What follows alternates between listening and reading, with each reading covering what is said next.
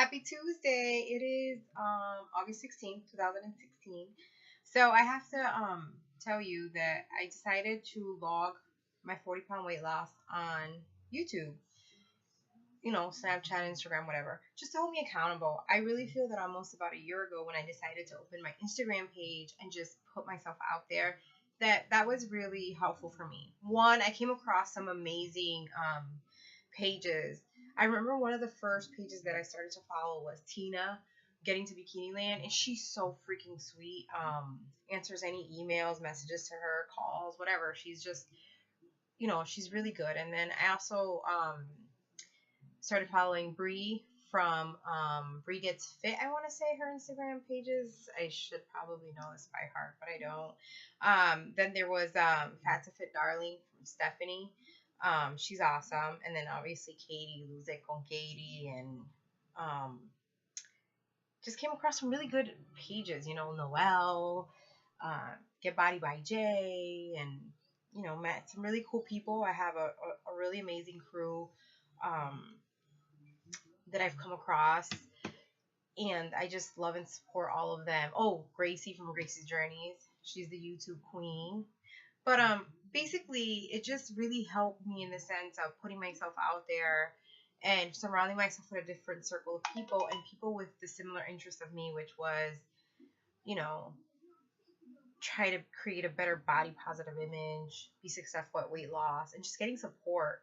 I think it's really hard when you're living a lifestyle of just doing for others all the time and not really putting yourself as a priority to realize that you're important enough to want to make a change. So anyhow, 40 pounds for me is not for a special occasion or cause or whatever. It's just for myself. It's something that I want to achieve.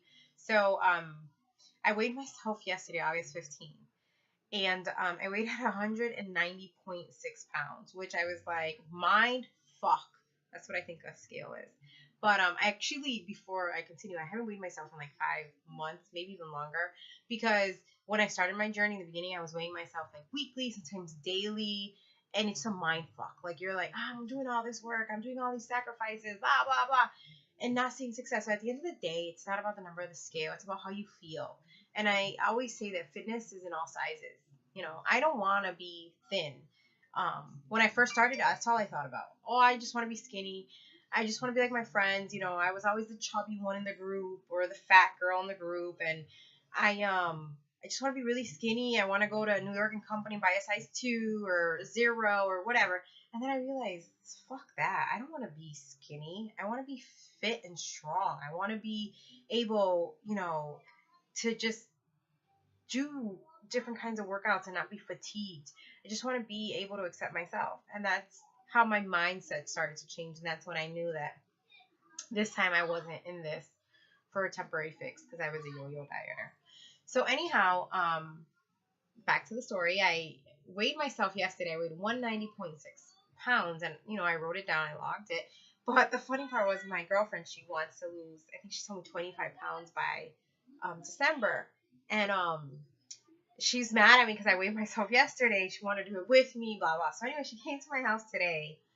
And I told her, I already weighed myself. I weigh 190.6. I'm not going to weigh myself again because it's a mind fuck, What if I weigh 192, 193, 194? Even though I say to people, I don't believe the scale, fuck the scale. At the end of the day, it still messes with your brain. So anyhow, I ended up getting on the scale today just because she made me. And I thought it was funny that I took a picture of it just so you guys can see. I don't know if you can see it through this because as most of you know, if you've been seeing some of my YouTube videos, this is all new for me, all the technology and stuff. Yeah, probably not. But basically, there you go. You see my feet. Anyhow, 188.6. So, I mean, great. That's exciting. I weighed less than I weighed yesterday. But I just know it's not accurate, so I can't go by that. And the sadder part is that I think the last time I weighed myself 5 months ago, I was 185. So, I mean, you can't go by that. I was a size 16, and now I weigh a size 10, and I mean, not weigh. I'm a size 10 pants, and I can get into 8s. I mean, they're tight as hell, but I take that back. They're not that tight. I can get away with them. But that's a huge accomplishment in the past year, and I was a double extra large in shirts. Now I'm a large and I can fit into mediums. A lot of my workout pants were an extra large, and I've noticed they're huge on me. I can't even wear them anymore. So I went to a large, and even some of those have been pretty big on me. So I'm kind of like a medium and a large. Comfortably a large. I can pull off the mediums, but when you're squatting, you kind of sort of feel like, oh my gosh, is this going to be it? Is this going to rip? So, I'd rather be comfortable. So just changes that way. I've also noticed a change in obviously my face, and some muscle structure and stuff. So those are the things that are important. So I just don't want people to lose sight of that and just focus, exclusively on the scale, because that's not going to be the end results of your hard work. So, anyhow, I'm not exactly sure if I am going to weigh myself weekly. I took the scale after my friend weighed herself, and I did the same thing I did 5 months ago, which is I put it in a bag and it's in my basement. That avoids me from weighing myself. So I did do that. She thinks I'm crazy. She's gonna weigh herself in her home, however she wants to do it. But I decided that I think I'm not gonna weigh myself till December, just because I'm gonna give it my all, and I don't want midway to just be like, oh, here we go again, no change in the scale. And even though you don't want to go by that number in the scale, you still want to be able to achieve the goal. And my goal is to drop the 40 pounds. And in order for me to know if I dropped the 40 pounds, is by the number on the scale. So I think that's what I'm gonna do. I haven't decided 100% yet, so don't quote me on that. But I just wanted to put myself out there. I don't know if you've been following me for the past month, but I have been hosting challenges online. I just threw myself out there. Instead of waiting to lose these 40 pounds and whatever, I just threw myself out there. I'm, doing the workouts, posting the videos. I still have to work on proper form, proper, execution of certain workouts, and I get that. But you know what? Practice makes perfect. I'm not going to wait 4 years or 5 years till I'm an expert, where I don't really think anybody's an expert at anything. I think there's always room for growth. But I'm just putting myself out there. So if you are out there and you were interested in following me on my journey, go for it. If you're interested in following me on my Instagram, I am loveyourlifestyle __. And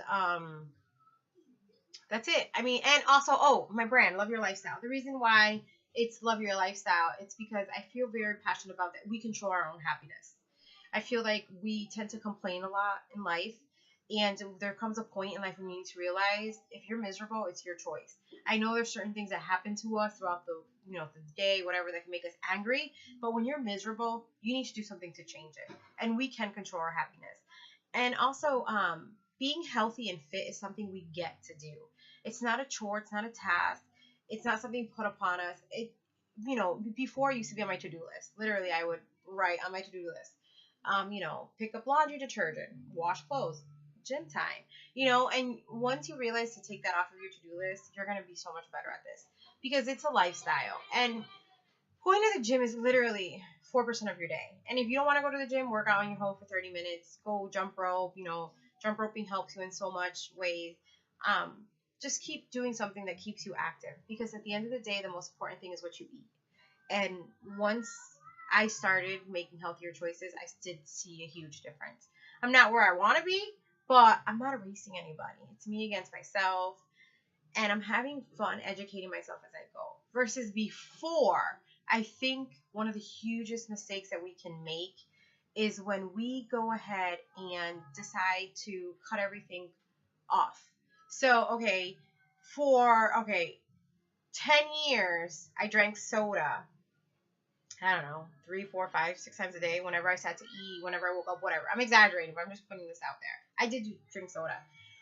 So anyways, so you have your soda, and then you have all your ice creams, and then you have your arroz con chuletas, your gandules, your fried plátanos, just all this food that was your choice for 10 years.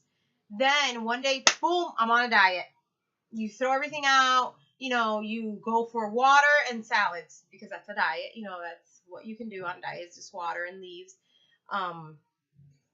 You fail, because it's not realistic. And I think that was one of my huge problems. I think that's a lot of people's problems, is that you just want to start right off the bat, because you're in it. I'm beast mode. I'm going to kill this. This is my time. I'm not, I'm tired of being fat. I'm going to go for it.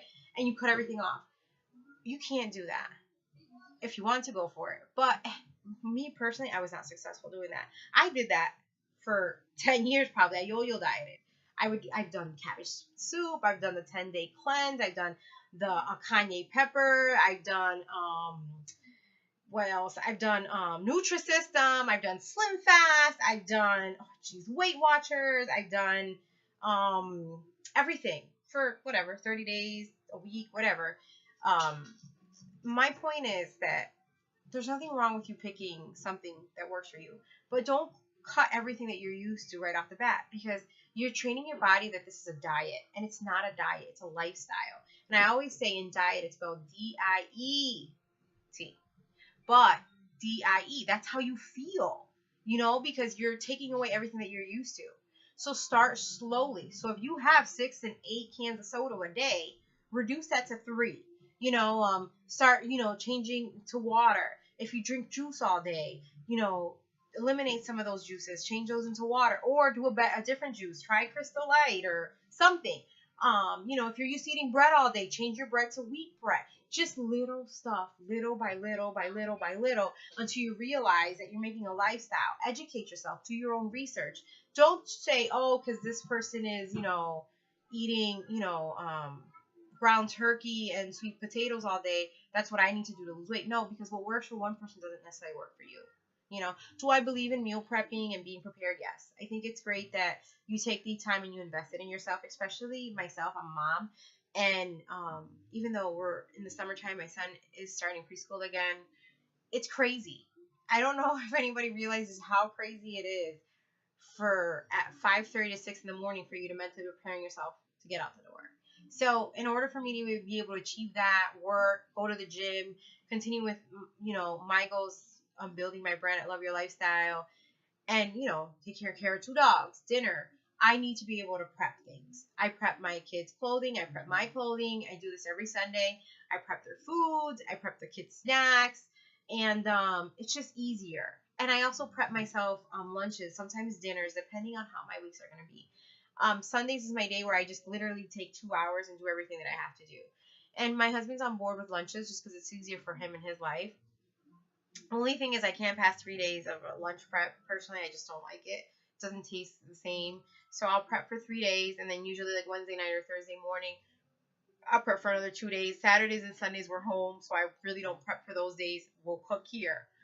And dinners, I kind of took away from prepping them because I was prepping my own dinner and my family was eating whatever they wanted. So what I do prep, the way that I prep dinners is I make a list on Sundays of everything we're going to have Monday through Saturday, and I'll make sure that I have it. I have these little buckets, which I'll post this on my page so you guys can just get ideas. Not saying that I'm perfect or misorganizing label queen, but I have learned throughout my journey what works for me and my family. So I have all these buckets, and they're labeled Monday, Tuesday, Wednesday, and inside the buckets I have the ingredients that I'm going to use for that meal. So like say that, I'm making, some type of spaghetti or whatever. I'll make sure to have, the whole wheat pasta in there, the sauces, obviously the cold stuff stays in the refrigerator, but I make sure that it's in there, that I have it for the week. So, my family really likes fish tacos. And there's certain ingredients that I use that I don't need to have in the refrigerator, so they'll be inside the bucket. So I just do like a variation of that, and it just works for us and our family. And it just ensures that I have the ingredients so we're not going to be running out or eating something that we probably shouldn't have. So I think that's it. I think I rambled more than I probably should have. But anyways, thanks for either, I don't know what you did, subscribed or just watched my video or my rant or whatever. Just thanks for supporting me. All right. So I will see you guys again soon. Oh, and those are my children screaming.